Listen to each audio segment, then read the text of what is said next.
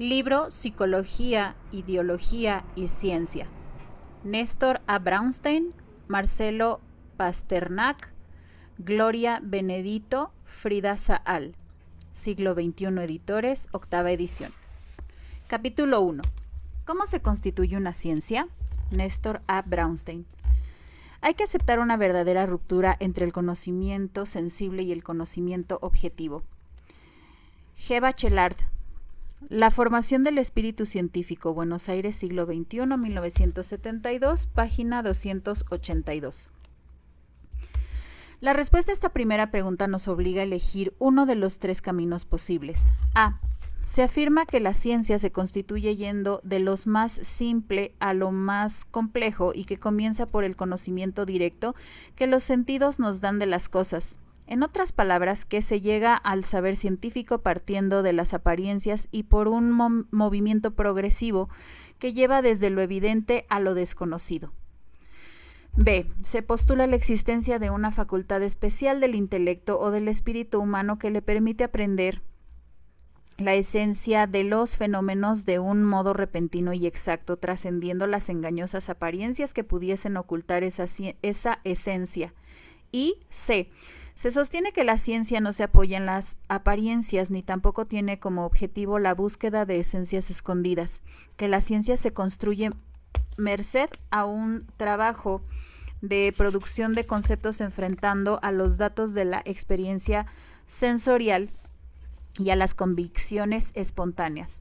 El párrafo precedente es una presentación súper simplificada de las tres concepciones epistemológicas dominantes: A. Empirista o continuista. B. Intuicionista o discontinuista, idealista. Y C. De la práctica teórica o discontinuista materialista.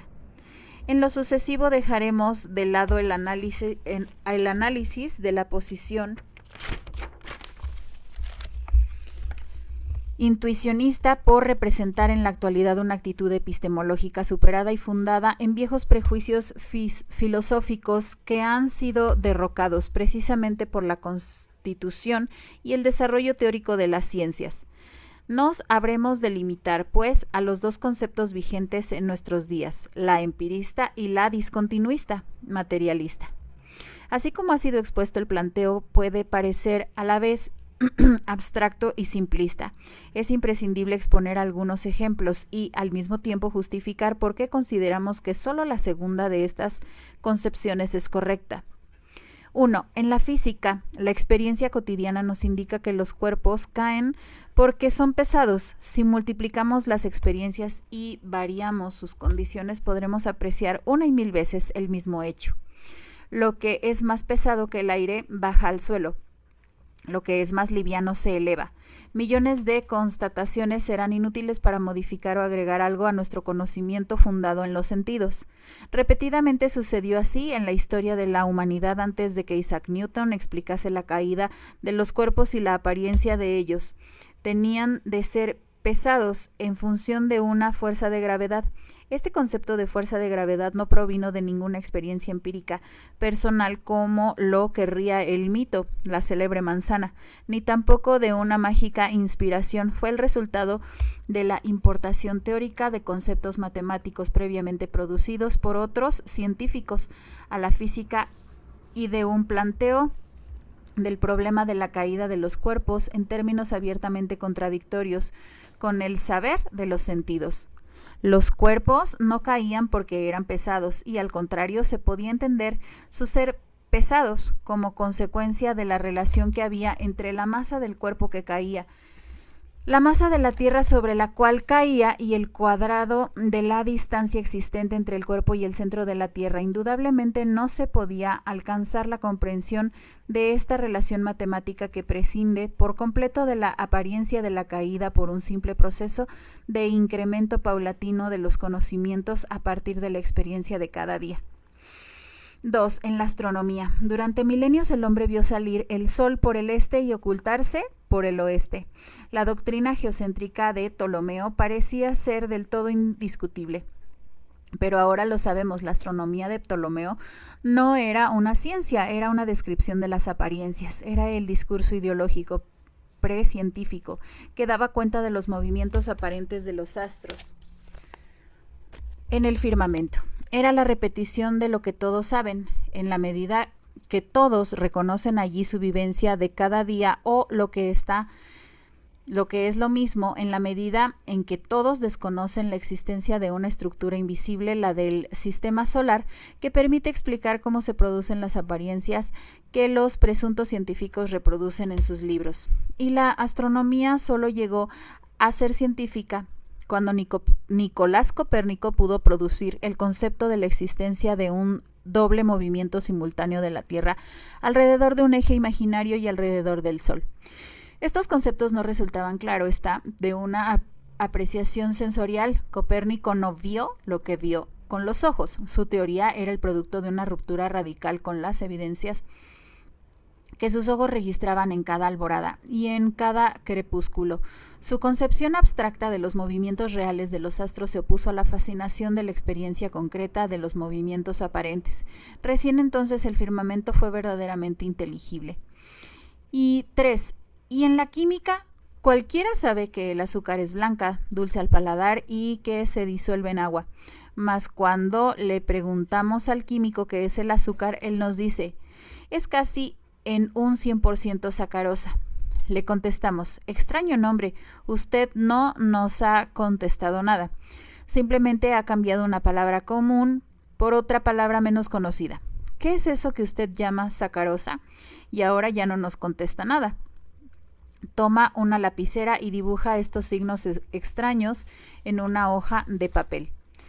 La respuesta es asombrosa. El azúcar es sacarosa y la sacarosa parece ser un jeroglífico. En ese dibujo no reconocemos ni la blancura, ni la dulzura, ni la solubilidad. Ahora querremos saber cómo llegó él a saber que el azúcar que tanto los químicos como nosotros usamos para endulzar el café es así tan extraño. Y nos dirá que no fue mirando, ni oliendo, ni tocando, ni gustando lo que le vendía el almacenero. Alcanzó ese conocimiento trabajando teóricamente, utilizando conocimientos científicos anteriores, formulando hipótesis, poniéndolas a prueba. Todavía podría quedarnos una duda. ¿Para qué sirve este difícil pasaje de lo concreto sensorial del azúcar a lo abstracto e irreconocible de la fórmula de la sacarosa? Y nuestro químico imaginario terminará con las últimas vacilaciones que nos restaban. Lo abstracto de la fórmula de la sacarosa no proviene de lo dulce del sabor del azúcar. Por el contrario, la dulzura del azúcar se explica por la estructura abstracta de la fórmula que él dibujó. Lo concreto del gusto se explica por lo abstracto de la fórmula insípida. Nos mostrará también que en el papel que, alterando ciertos enlaces, se llega a obtener sustancias parecidas al azúcar pero con gustos distintos, que él puede planificar la preparación de otras sustancias dulces que no existen en la naturaleza antes que él las cree, etc. 4. En la biología la situación no es distinta. La primera apariencia es que existen sobre la Tierra múltiples especies radicalmente distintas. Un pez, una paloma, un mono, un hombre, que son a su vez hijos de un pez, paloma, mono, hombre. ¿Qué más natural que afirmar que esas especies existen desde siempre o desde que alguien así las creó con esas características? Hasta hace poco más de 100 años nadie hubiera discutido otra posibilidad.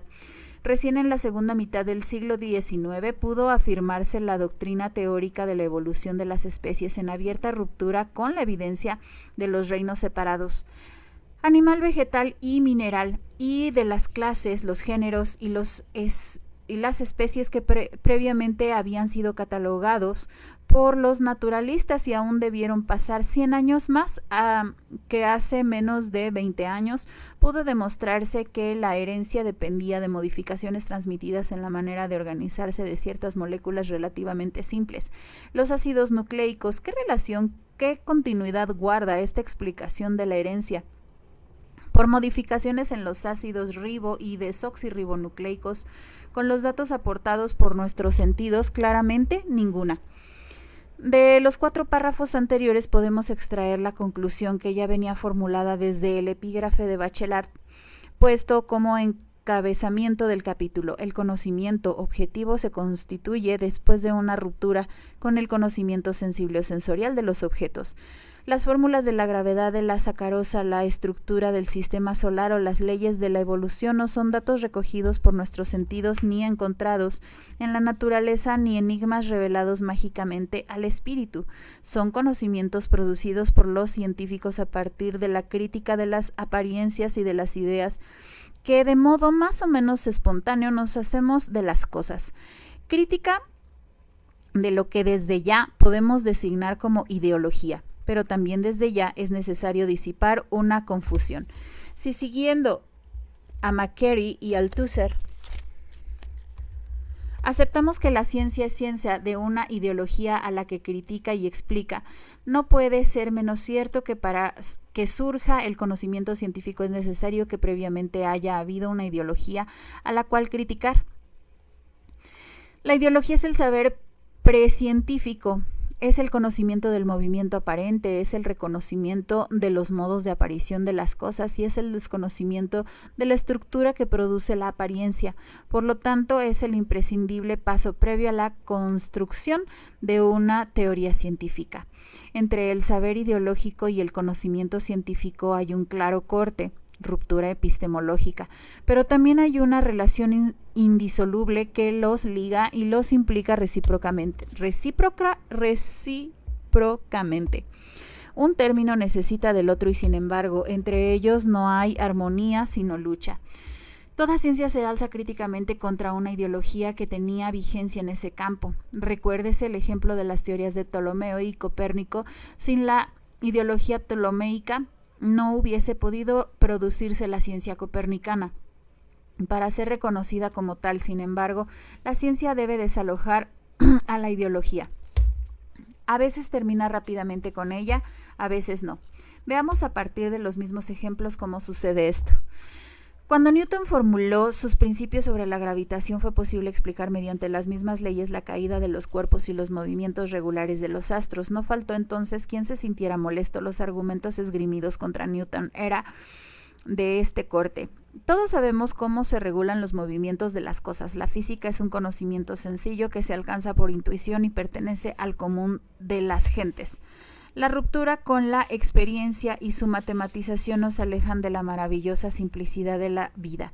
Lógicamente, esta oposición ideológica al conocimiento científico no podía tener mucho éxito. La física de Newton permitía orientar los telescopios hacia un punto predeterminado en el papel y encontrar allí un planeta desconocido. Permitía resolver delicados problemas de balística, etc. ¿Qué realizaciones podía oponer a esto la física intuitiva de sus adversarios? Y además, fuera de algunos presuntos científicos que pasaban a la categoría de charlatanes, ¿a quién podía molestar que los físicos explicasen los movimientos de los astros y los predijesen? Por supuesto, a casi nadie. Pero fue muy distinto cuando alguien mucho antes que Newton produjese sus fórmulas sostuvo que entre esos astros que se movían debía contarse también a la Tierra. El libro de Copérnico figuró durante más de 300 años en el índex de los libros prohibidos por la Iglesia. Giordano Bruno fue quemado vivo por sostener esas ideas. Galileo Galilei fue obligado a retractarse públicamente de sus errores. ¿Por qué? Se sabe porque la teoría heliocéntrica modificaba la concepción reinante sobre el puesto del hombre en el universo.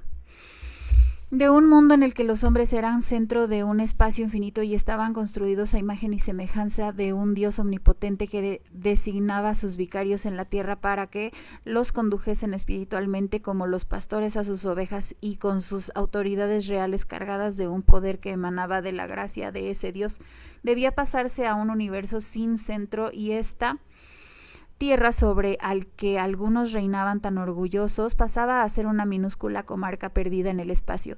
La revolución científica de Copérnico sacudía algunos de los cimientos del poder. Así, se explica la ferocidad de la oposición de la ideología empleó contra la ciencia astronómica. Por otra parte, esa astronomía no ofrecía de inmediato soluciones a problemas prácticos existentes en ese momento histórico en la producción, en el comercio o en la guerra.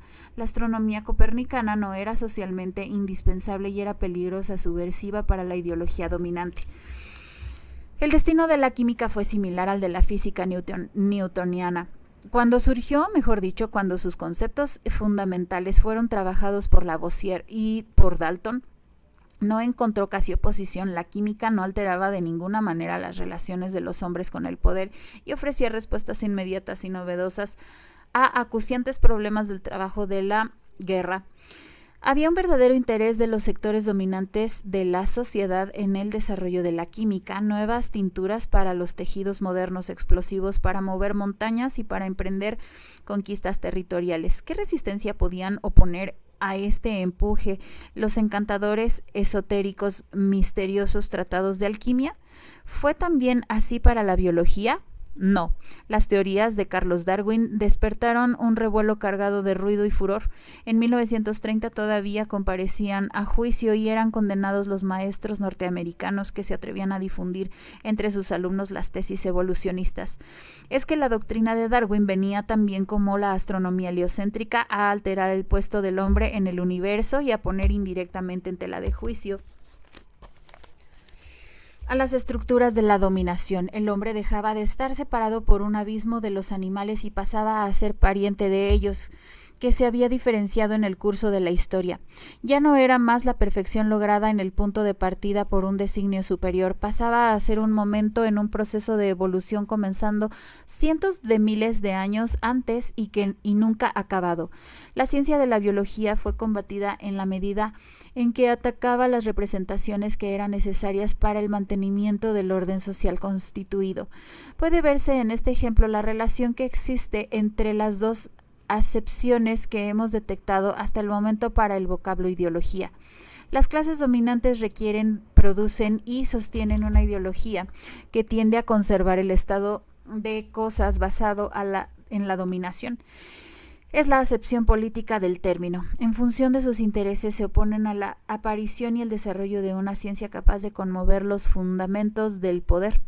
En el plano teórico se recurre entonces a las representaciones espontáneas y naturales, a las apariencias, a nociones que son incompatibles con los conceptos de la ciencia. Es la aceptación epistemológica de ideología. Sintetizando, la ideología que opera a partir de las evidencias aportadas por los sentidos se opone siempre al surgimiento de las ciencias que dan cuenta de cómo se producen las apariencias y ¿cuál es la oculta estructura de lo real? El enfrentamiento entre la ideología y la ciencia es transitorio y de poca importancia cuando el descubrimiento científico se refiere a las cosas que sirven de materias primas o de instrumentos en el proceso de trabajo. En otros términos, cuando la ciencia puede actuar como estímulo para el desarrollo de las fuerzas de producción. Por el contrario, la ciencia debe chocar con la violencia despiadada de las estructuras del poder cuando sus elaboraciones afectan, directa o indirectamente, a la representación del lugar que los hombres, los agentes del proceso de trabajo, ocupan en el mundo social, cuando las consecuencias se ejercen sobre las relaciones de producción. Es por eso que los sectores dominantes de la sociedad podían apoyar el surgimiento de la física y de la química, y es también por eso que debían oponerse al desarrollo de una astronomía y de una biología científicas.